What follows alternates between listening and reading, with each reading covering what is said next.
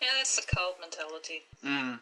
It's like when fans of, I don't know, the Jonas Brothers and Justin Bieber, and they see pictures of the guys with the girl, and the tabloids saying, oh my god, is that his girlfriend? They don't want to believe that that's the girlfriend, because they still hope they're going to meet them in the street one day and it's going to be true love and stuff. Yeah.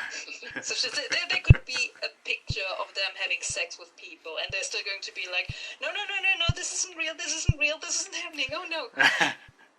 Yeah, pure denial. Takes weird form sometimes. Yeah. Yeah, I mean, that's the problem. I mean, I spent so long, I mean, I don't know about you two, if you've gone through any sort of, similar things in terms of belief. I think we all do to a degree, but myself, it's like when I believed in like mediumship, communication with the dead, I used it as my support mechanism. Because, that worked for me, it made me think, well, maybe I'm special. That's what, different beliefs very often play on. And, I see the Destonians as being very much the same. They use the idea of, we're striving for the future. We're creating a better world by talking about vaginoplasty and 2012.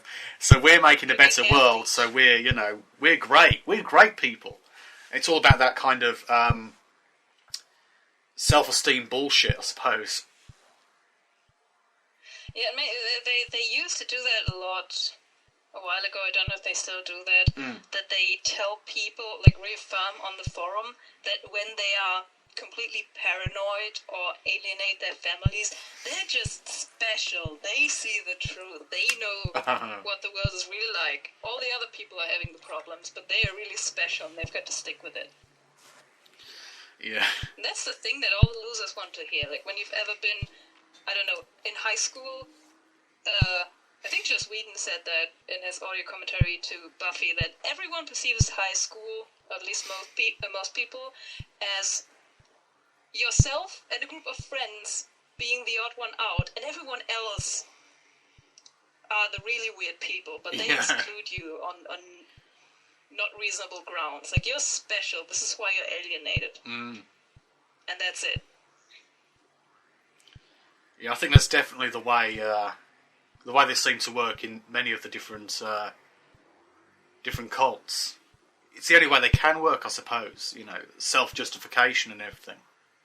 Because it has to be justified. Oh, why am I following Bernard Pullman? Because I'm special. I'm creating a better world, and it's like constant affirmations to make sure they don't turn back to reality, I suppose, and actually look at their lives. At some point. I suppose they will, yeah. In the end. Well, I mean, even if it doesn't work out with Destiny, like when I was, I can't remember which, what's his name I was talking to. He was one of the Destonians that I talked to, and he talked to me about how he had tried so many things before, and that Destiny was the right thing, and I think I responded to him, and I was like, don't you see that is a pattern? You went from one bad thing to another bad thing to another bad. You're trying out all this stuff, and you don't. And for some reason, you see Destiny as the end when it's just the next bump on the road. Yeah, they never see that. This one's for real. It's like women in codependent relationships or any kind of weird relationships. When they do relationship hopping, they always go like, all the, 15 guys before, they were douchebags, but this one is Prince Charming. And then that guy dumps them, and they're like, maybe he wasn't. But that next guy over there on the street, he's Prince Charming, and they just keep on hoping. Because hope keeps you going. Yeah. It's the only way they can really deal with it, in the end. Having to... so sad. Yeah, it is. It's a bit pathetic, really, isn't it? I mean, it's okay to have hope for things, but it's just... I don't understand why people have to put so much blind faith into something. Because they have no reasonable proof. And it's nothing against people that have faith, but there comes a time when you can't argue the evidence, and while I personally still have a belief that there is a God. Yeah. I'm not going to sit there and say I know, because I don't know. And that's what faith is for. It's having a belief in something you don't know is there. That's very true. You can't argue it any further than that. There's no sense in trying to prove it, because, the entire point of it is to believe, not to know. Yeah.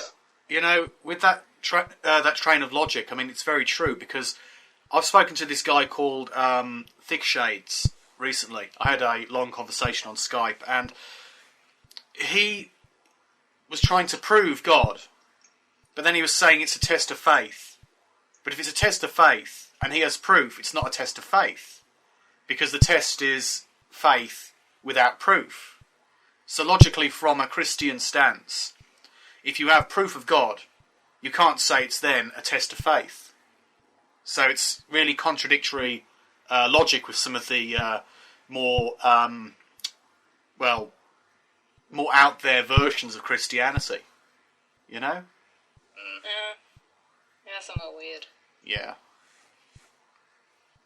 I mean, a lot of people misconstrued Christianity as well. They misunderstand the whole nature of it. Really, I mean, most of it isn't so far fetched. We all too often see people debating Christianity as a whole, and they focus on the extremist elements, as they do with Islam or indeed any other belief. They focus on the extremes, because with them, they can say in a general stance, we know what they do.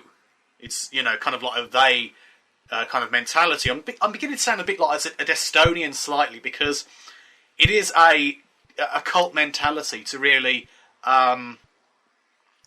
focus on an entire group in general, isn't it? Really, that's kind of cult mentality within a lot of the atheist community, a lot of the in response, a lot of the theist community as well. Different branches, even the terms atheist community, theist community, as if people who don't have God, they're all united.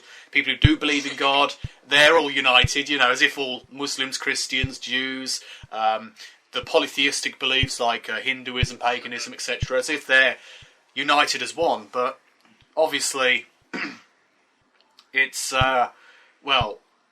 crass generalisation, and that's the problem. I don't think I'd fit into any of those categories then. No, I don't like to fit into a category. I like to be an individual. I think that's the important thing, because with that you don't have to follow a guru, a leader, or an intellectual speaker or supposed intellectual, pseudo-intellectual or something. You can just make up your own mind with your own rationality in the end, and I think that's it's really important to what I do here on YouTube, I suppose. Not to be part of the cattle. Not to be part of the herd. Yeah. Mm. Also, if you idealize people of all things, like gurus or spokespeople of some kind, they can never live up to these imaginary standards that you have. Very true. It just doesn't work. People are people. Mm. Like for example, I really adore Jane Austen, but that woman was mean. Really? Seriously, that was a really mean, antisocial person for the biggest part.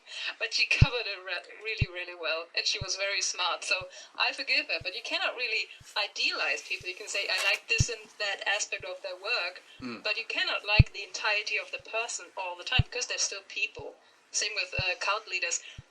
People in Destiny, for example, they have to make excuses for their leader and say it's not the leader, but still they worship him like he is. Yeah. And they have to make excuses for his gambling and his rudeness and his not making sense when he's talking and his bad language and everything. I think this kind of exhausting.